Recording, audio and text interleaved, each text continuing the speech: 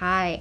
All right. So first off, congratulations on the film. Of Thank course, without a doubt, it's gonna receive a lot of nominations. It's one of the best films I've seen this year, and I'm so excited for it. Thank you. So I want to start with Mark. I mean, you mentioned that how the family was nice enough to share with you some garments that the main characters used in real life. So how rare is that to happen, that you have access to that, and what elements do you use to pull from that to make the rest of the designs, you know, the designs that aren't necessarily documented in videos or photos, stuff like that? Right.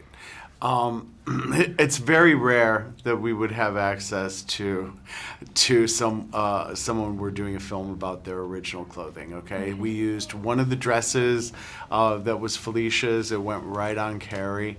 And we used one of Leonard's robes on, and there were also specific parts of the film. We used the dress for Carrie in the summer house, and the robe is Lenny later in life.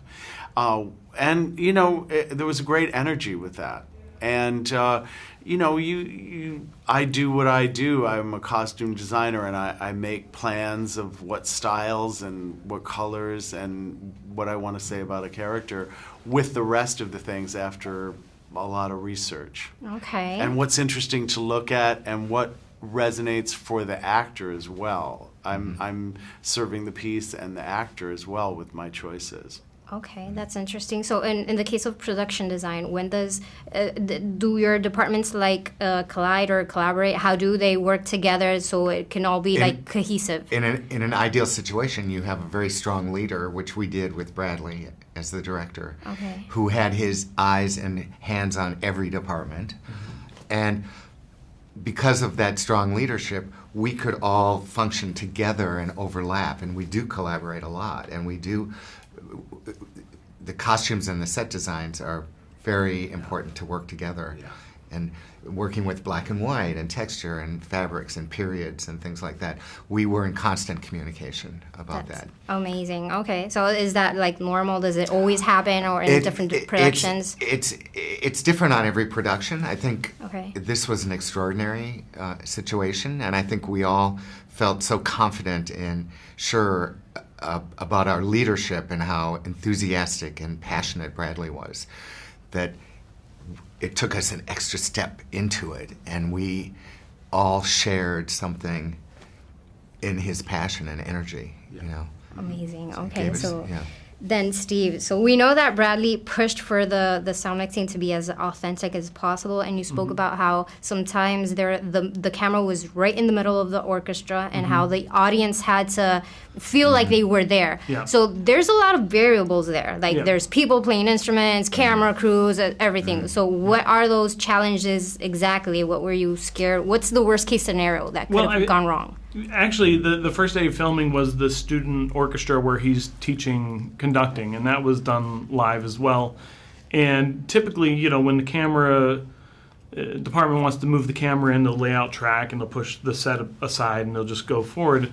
And, you know, with the collaboration that we had with all departments, we said, hey, actually, is there a different way that you can kind of hover over the orchestra as opposed to moving them to the side for the track? And so instead of them using the easiest thing, which would be a dolly on track, they put a jib arm on with the dolly further back so they could still go over the orchestra, but the orchestra could stay in the right places for the microphones we put out. But that's also like the collaboration between all departments works so well together because you have a leader that's like, here's what I want to accomplish, here's the goal, and we all subscribe to it. And then that way it all trickles down to every department wanting to do the best work they can do, even if it doesn't help their specific thing. You know, it's a little harder to push the camera on a jib arm to make it smooth, but they were willing to do it because that enabled us to record that scene live. And Bradley could make those decisions because he knows intimately about each department and what's going on. I mean, really involved, and he's super smart. Very meticulous. Yeah. Okay, so one of the kids mentioned that this project like got started about 15 years ago, the talking and everything. How would have it been different? Would it be the sound mixing and the technical issues? Would it be different 15 years ago if it would have been I made think, by then? I mean, certainly technology's come a long way. I mean, 15 years ago we were doing a mono record on set. You know, it was one channel of audio. When we did the Ely Cathedral, we went up to 63 channels of audio. So we had 63 microphones out there. Could you have done it 15 years ago? Yeah, but it would have been such an expense that it probably wouldn't have, Been the same. it wouldn't have been the same, and they probably wouldn't have attempted it. Okay. But now the technology's gotten better where you can actually do a lot more, With a lot less. With a lot less. A lot faster. A lot faster, yeah. Same pressure, but different. Same pressure. Yeah. So my time is up. Thank you so much. Again, congrats. Thank you. I loved it so much.